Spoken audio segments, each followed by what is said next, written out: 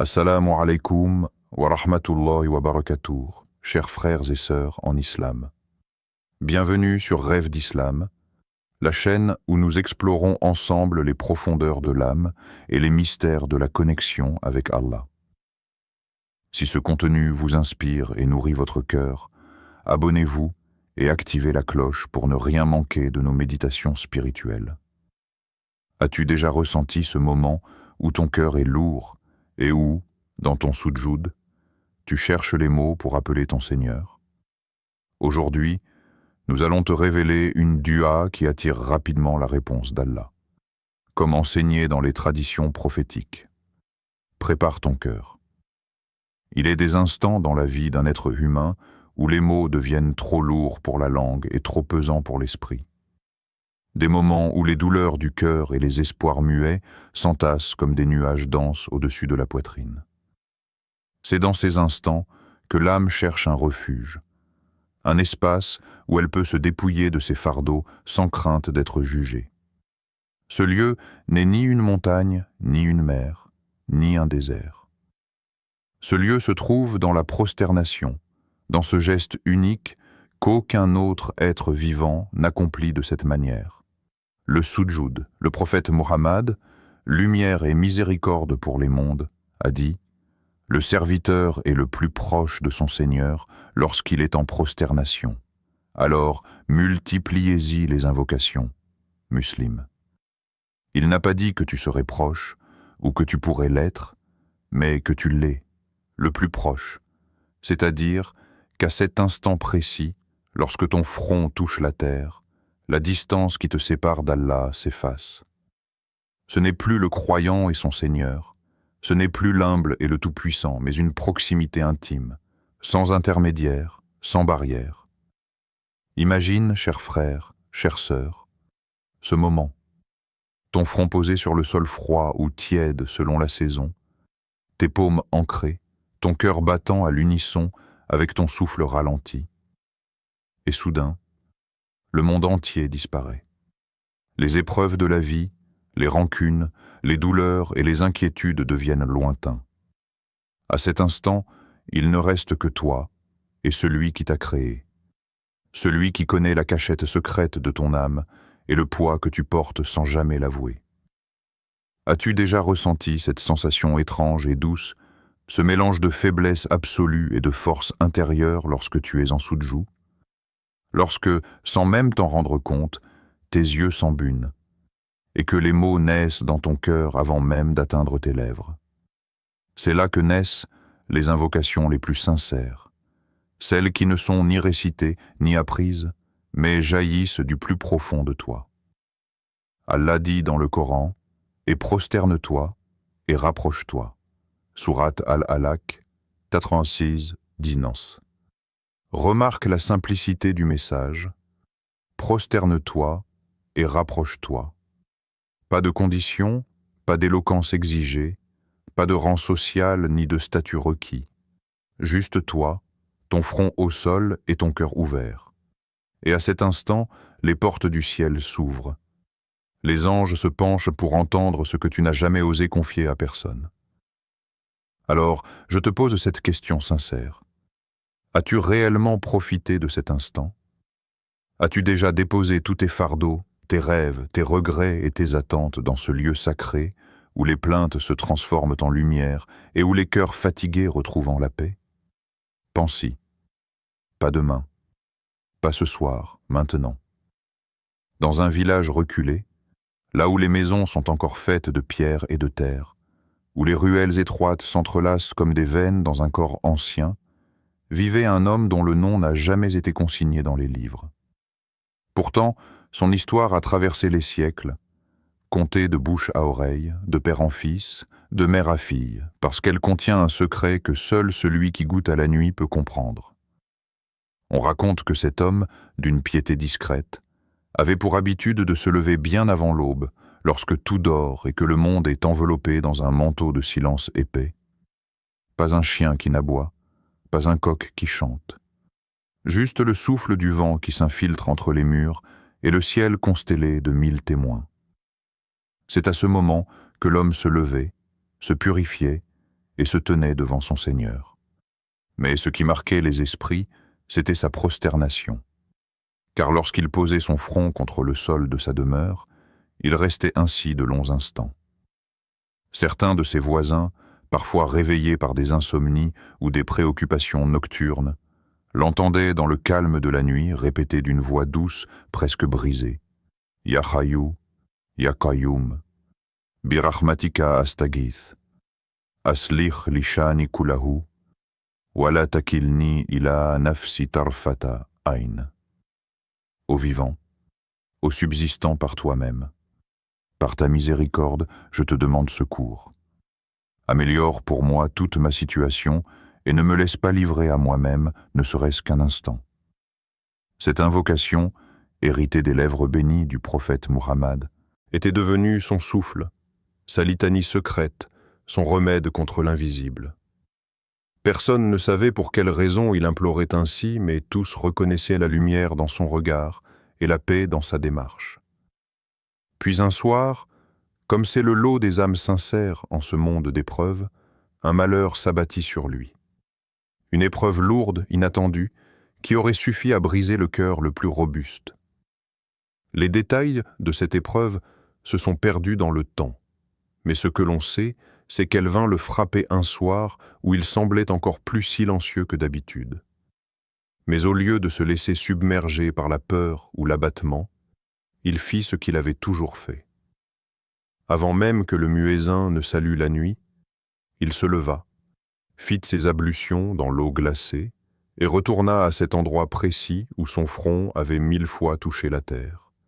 Et là, dans l'obscurité dense, il répéta encore et encore « Ya Hayyu, Ya Qayyum, Birahmatika Astaghith ».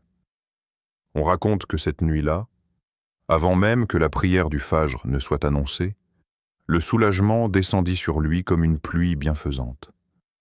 L'aide d'Allah arriva avec une fluidité que seul celui qui connaît le soudjoud peut décrire. Personne ne sut comment, ni par quels moyens. Mais ce qui paraissait impossible la veille s'était transformé en délivrance avant l'aube. Et c'est ainsi que les anciens du village, chaque fois qu'un jeune homme ou une femme leur confiait le poids d'une détresse, leur soufflaient en secret. Le soudjoud n'est pas qu'un geste, c'est une clé. Car à celui qui s'est posé son front sur la terre avec sincérité, les portes du ciel ne restent jamais fermées. Il existe des paroles qui, lorsqu'elles sont prononcées, semblent effleurer le cœur et apaiser instantanément l'âme, comme un souffle chaud au milieu d'un hiver mordant. Des mots qui ne vieillissent pas, qui ne se fanent jamais, car ils viennent de celui dont la parole est éternelle. Dans le livre d'Allah, un verset brille avec une douceur particulière, un verset qui, chaque fois qu'il est récité, a le pouvoir de dissiper l'angoisse et de ranimer l'espérance dans les cœurs les plus meurtris. Un verset qui, à lui seul, renferme une promesse divine, offerte sans condition à quiconque tend sa main vers le ciel et ouvre son cœur en silence ou en larmes. Et lorsque mes serviteurs t'interrogent sur moi, alors je suis tout proche. Je réponds à l'appel de celui qui m'invoque quand il m'invoque. Sourate Al-Baqarah 2:146. Lis-le doucement. Prends le temps de laisser chaque mot pénétrer ton être. Lorsque mes serviteurs t'interrogent sur moi, cette ouverture est d'une tendresse infinie. Allah reconnaît notre besoin naturel de le chercher, de le questionner, de comprendre. Sa proximité dans un monde où parfois tout semble froid et distant. Nous demandons, où est Allah dans mon malheur? Où est-il lorsque mes larmes coulent dans la solitude? Où est-il lorsque je me sens perdu parmi les hommes? Et à ces interrogations, il ne répond pas par un ange, ni par un signe voilé, ni même par une phrase impersonnelle. Il dit « Je suis tout proche », pas « je viendrai », pas « je serai là si… » Non, je suis tout proche. À cet instant même où tu récites ces mots, à cet instant où ton cœur se serre ou s'ouvre, à cet instant où tu hésites à parler de tes douleurs à un ami ou à un frère, Allah te murmure dans son livre éternel qu'il est là, immédiatement, proche de toi. À portée de soupirs, de regards vers le ciel, de frissons dans ton soudjoud. Puis vient la promesse. Je réponds à l'appel de celui qui m'invoque quand il m'invoque. Aucune formalité, aucune langue spécifique, aucune ritualisation, pas de délai, pas de hiérarchie. L'appel sincère du cœur suffit. Qu'il soit formulé dans une ruelle sombre, dans un lit d'hôpital, dans une prison, dans un désert, ou dans le secret d'une prosternation à l'aube. Chaque fois que tu lèves les mains, que tu baisses le regard, que tu cries de l'intérieur, il entend. Et il répond. Mais cette réponse n'est pas toujours celle que l'on imagine. Parfois, elle est un apaisement dans la douleur. Parfois, elle est un retard qui cache une sagesse. Parfois, elle est un détournement d'un mal que tu n'auras jamais connu. Mais elle vient. Toujours. Alors je te pose cette question, doucement, avec sincérité. Ressens-tu cette proximité? Ressens-tu ce lien invisible mais indestructible entre toi et ton Créateur?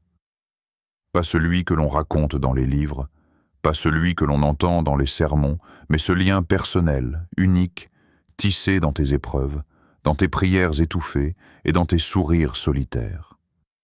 Car c'est de cela qu'il est question ici. Pas d'une récitation automatique, mais d'une relation, la tienne, avec lui. Il y a, dans la vie du prophète Mohammed, des gestes et des paroles qui, à force d'être répétés, deviennent des héritages silencieux, des recommandations d'amour glissées dans l'histoire pour atteindre nos cœurs à travers les siècles. Des trésors que l'on oublie parfois au milieu de nos demandes précipitées et de nos souhaits matériels. Parmi ces joyaux, il en est un qu'il répétait souvent, et particulièrement dans ses prosternations. C'est dire l'importance qu'il lui accordait. Car ce que l'on murmure dans le soudjoud est ce qu'il y a de plus sincère et de plus précieux. Il disait « Allahumma inni as'aluka al-afwa wal-afiya fi dunya wal-akhira » Ô Allah, je te demande le pardon et la sécurité dans ce bas monde et dans l'au-delà. Simple, courte, mais chargée d'une signification immense. Pourquoi cette invocation encore et d'encore? Pourquoi ce besoin constant, même pour le prophète, l'homme purifié de ses péchés, élu par Allah, de demander le pardon et la sécurité? C'est que tout le bonheur réside dans ces deux choses. Car le pardon d'Allah, c'est la clé de toute ouverture. C'est ce qui lave le passé, adoucit le présent et illumine l'avenir. Celui qui est pardonné est libre. Libre de ses chaînes invisibles, de ses fautes secrètes, de ses regrets étouffés. Et la sécurité, l'afia, ce mot que l'on traduit maladroitement par santé ou bien-être, est bien plus vaste. Il signifie être épargné du mal, visible ou invisible, connu ou inconnu. Être protégé du malheur avant même qu'il n'apparaisse. Être enveloppé d'une préservation divine dans ton corps, dans ta foi, dans ta famille, dans ta raison et dans ta destinée. Le prophète enseignait cette invocation à ses compagnons, la recommandait au matin et au soir. Car celui qui la prononce reconnaît deux choses essentielles, son besoin permanent du pardon et sa faiblesse face à l'inconnu. Combien de fois nous adressons-nous à Allah pour ce que nous désirons, sans penser à ce dont nous devons être préservés? Nous demandons un succès, un mariage, une fortune, une victoire. Mais oublions de demander la protection contre ce qui pourrait détruire notre foi, troubler notre paix ou nous éloigner du chemin sans même que nous nous en rendions compte. Combien de calamités Allah a-t-il détournées de toi cette année sans que tu ne le saches? Combien de tentations qu'il a éloignées, de pièges qu'il a fait disparaître avant qu'ils n'arrivent jusqu'à toi? C'est pour cela que le prophète insistait sur cette invocation, parce qu'elle te couvre de ce que tu sais et de ce que tu ignores. Alors je te pose cette question, à toi qui regardes ces images et écoutes ces paroles dans le secret de ton cœur. As-tu déjà demandé à Allah non seulement ce que tu veux, mais aussi sa protection contre ce que tu ignores, ce mal caché dans un projet que tu poursuis, cette épreuve dans une relation que tu idéalises, ce trouble dans une opportunité qui te séduit. La prochaine fois que tu te prosternes, murmure-le, comme le prophète le faisait. Allahumma inni as'aluka al-afwa wal-afiya fi dunya wal-akhirah. Et laisse Allah t'offrir ce que tu n'aurais même pas su lui demander. Il arrive parfois que l'on se sente démuni devant Allah, que les mots nous échappent, que les formules apprises dans l'enfance résonnent creux, que l'on répète mécaniquement sans sentir vibrer notre cœur.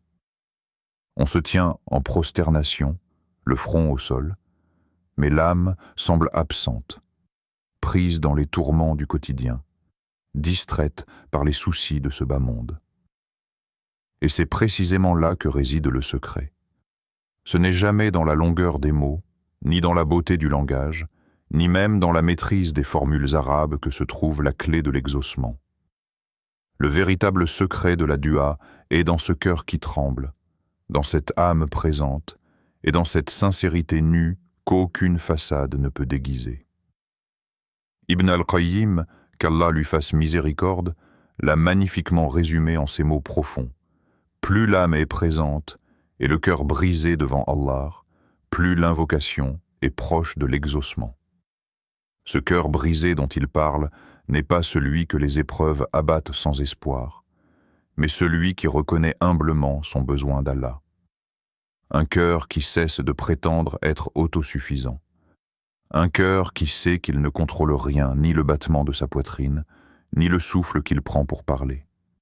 C'est ce cœur-là qui, lorsqu'il invoque, déchire les cieux. Dans ton soudjoud, ne t'attache pas à la forme. Il n'est pas nécessaire de parler longtemps, ni de multiplier les invocations apprises si ton cœur n'y est pas. Parle-lui avec ce que ton âme ressent vraiment.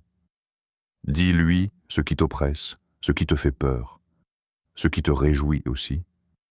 Pleure si tu peux. Et si les larmes ne viennent pas, alors tente de les appeler, fais semblant, comme disaient que les pieux anciens, car ce simple effort attendrit le cœur.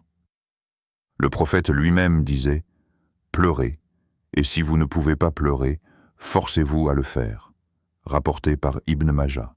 Car ce geste, cette tentative même maladroite, est un signe que tu refuses de laisser ton cœur s'endurcir, que tu reconnais ton besoin de lui, même dans ton incapacité à exprimer ce que tu ressens. Combien de fois t'es-tu prosterné sans rien ressentir?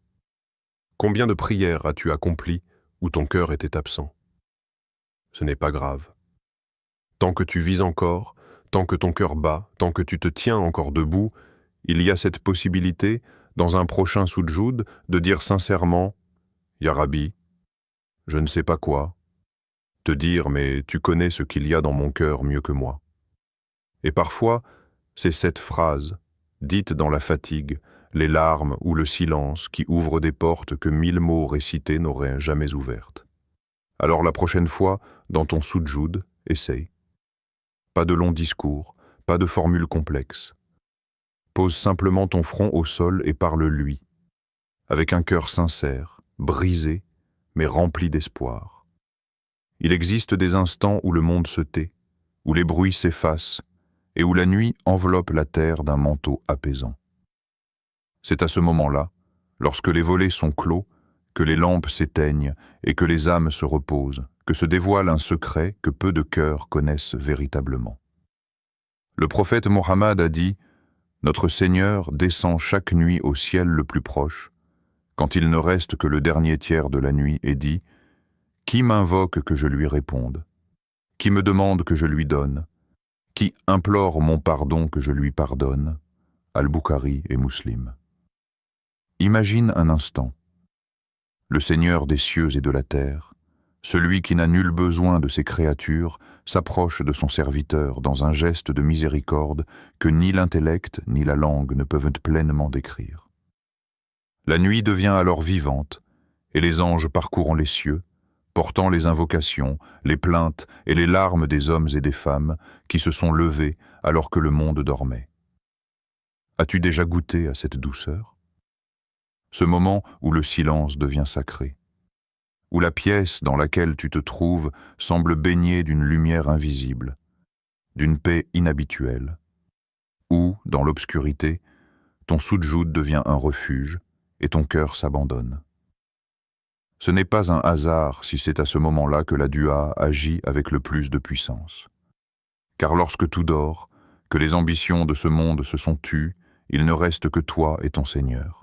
Aucun regard humain, aucun souci de réputation, juste une âme humble et un Créateur infiniment proche. C'est ce qu'Ibn Rajab disait.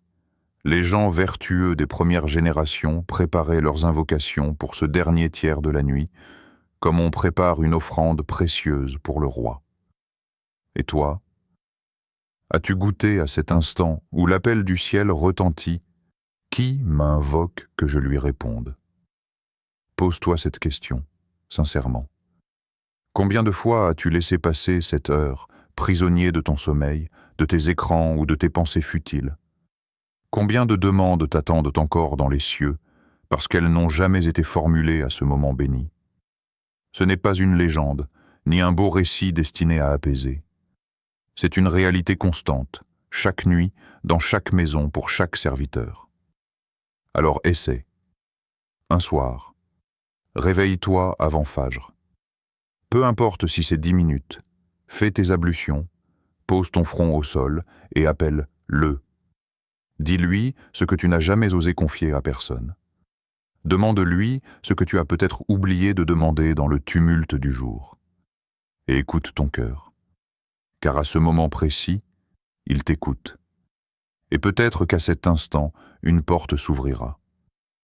Il y a des moments dans la vie où les mots que l'on possède ne suffisent plus, où l'on aimerait parler un autre langage, celui des cœurs brisés et des âmes en quête, où nos formules habituelles paraissent fades face à l'immensité de ce qu'on voudrait confier à Allah. Et dans ces instants, il est des invocations qui résonnent comme des clés secrètes, des paroles choisies qui, lorsqu'elles sont prononcées avec sincérité, ont le pouvoir d'ouvrir des portes que l'on croyait closes. Aujourd'hui, je veux t'offrir cette invocation. Elle n'est pas issue d'une récitation longue ni d'une supplication rare et compliquée, mais elle est belle dans sa simplicité et profonde dans son sens. C'est une invocation que tu peux murmurer dans ton soudjoud, le front posé sur la terre, là où le cœur est humble et où l'âme s'incline.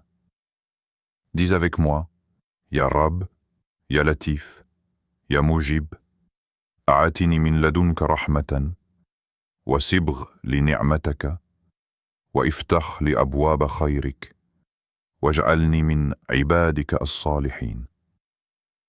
Traduction. Ô Seigneur, ô doux, ô celui qui exauce, accorde-moi de ta miséricorde. Parachève ton bienfait sur moi, ouvre-moi les portes de ton bien et fais de moi un de tes serviteurs vertueux. Chaque mot ici est une perle. Ya Rab, ô Seigneur, ce nom qui résume tout ce qu'il est pour toi, ton protecteur, ton éducateur, ton refuge, celui qui a façonné ton existence et qui prend soin de toi à chaque instant.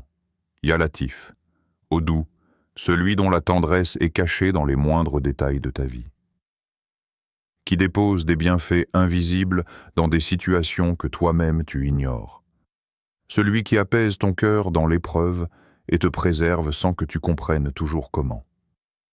Ya Mujib, ô celui qui exauce, celui qui ne déçoit jamais celui qui l'appelle sincèrement, celui dont l'aide descend parfois d'une manière différente de ce qu'on attendait, mais toujours meilleure pour celui qui lui fait confiance. Puis, tu lui demandes, « Accorde-moi de ta miséricorde », car tout commence et s'achève par sa rahma. Sans elle, aucune prière n'est entendue, aucun malheur n'est repoussé, aucun cœur n'est apaisé. Parachève ton bienfait sur moi. Car certains bienfaits ne sont que des commencements, et ce n'est qu'avec sa permission qu'ils deviennent complets et durables. Ouvre-moi les portes de ton bien, car ce que toi tu perçois comme un bien, n'est peut-être pas ce que lui te destine. Et lui seul sait quelle porte, ouverte ou fermée, te rapprochera de sa satisfaction.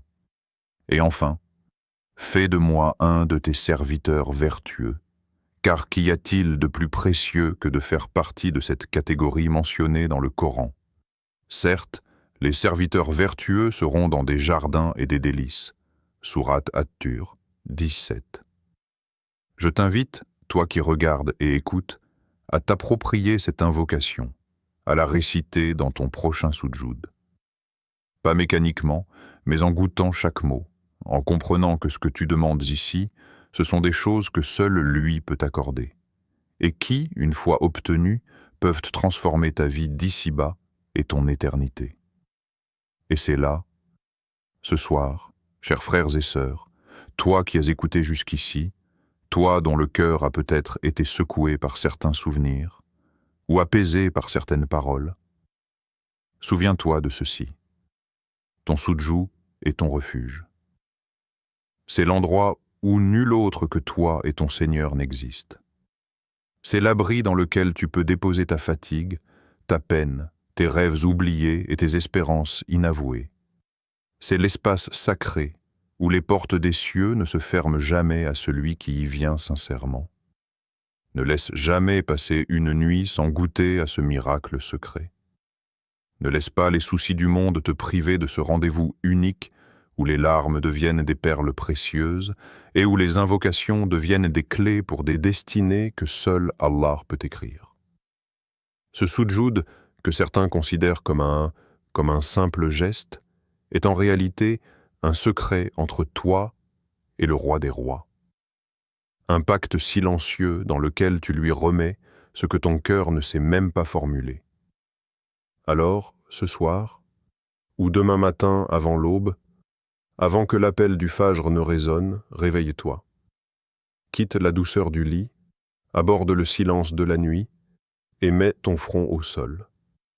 Ressens la tiédeur du sol sous ta peau et laisse ton âme parler. Invoque-le avec les mots que tu connais, ou sans mots du tout. Dis-lui simplement « Ya Rab, c'est moi » et récite cette invocation que nous avons partagée ensemble.